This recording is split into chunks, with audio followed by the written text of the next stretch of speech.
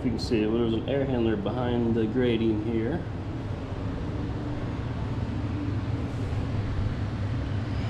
We got strong airflow. The thermostat's behind a locked door over there. So we got nothing happening at the condenser.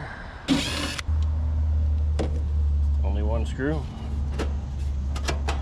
Contactor's not pulled in. We have a board. The lights are kind of hidden here. Okay, there we go. Whoops. Oh, there we go. So LED 1 is off, LED 2 is flashing. Here is the code there. That print is too little for here. I know it's gonna look huge on the screen, but that's why we have cameras. We can orient it how we need to, zoom in on what we need. So we got off for 1, flash for 2, which is a low pressure lockout. It's got an asterisk behind it. If we look at the bottom at the even finer print, you can short the test pins to reset. And right there's our test pins. It says test right there on the board. That resets lockouts, it resets timers for defrost. With it having an active flash code, we most likely have a current call. If we test between common and yellow right now, we have 26 volts. So we do have a call for cooling. Yep, there's a missing screw. Almost got it in my knee. I'm gonna hook up here and see if we have any pressure.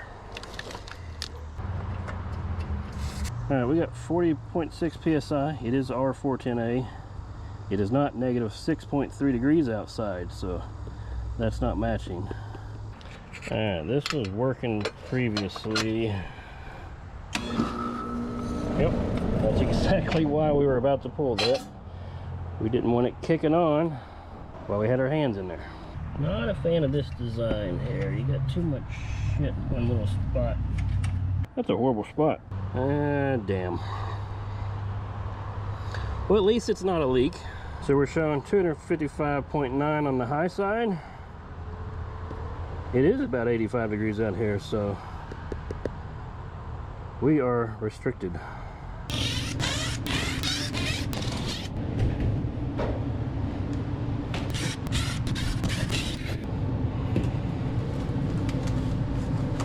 So it is an expansion valve. Let's kick this on for a minute and see what we can tell. This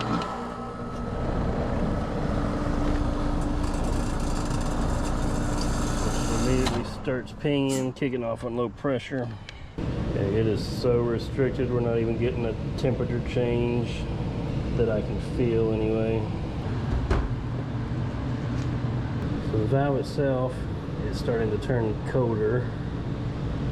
Can I physically feel that now? Let's see. It still just feels lukewarm to me. Internally getting colder. It's restricted inside. Alright, looks like we're ordering a valve.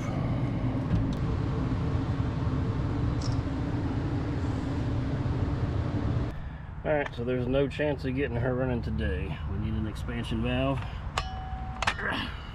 You see the letters on there? You get, and you can turn it this way or you can turn it this way. In this instance, we can see the metal blades are at the bottom. So if we put these metal blades at the bottom here and push it in, we'll power everything. But if we flip this over, you can see it's got slots above that metal bus bar where it's just plastic. When you put it in that direction, it's loose as shit, but it's not sending power. But it holds your pull out. And this was just dummy locked, so we'll just dummy lock it back. Put it back together.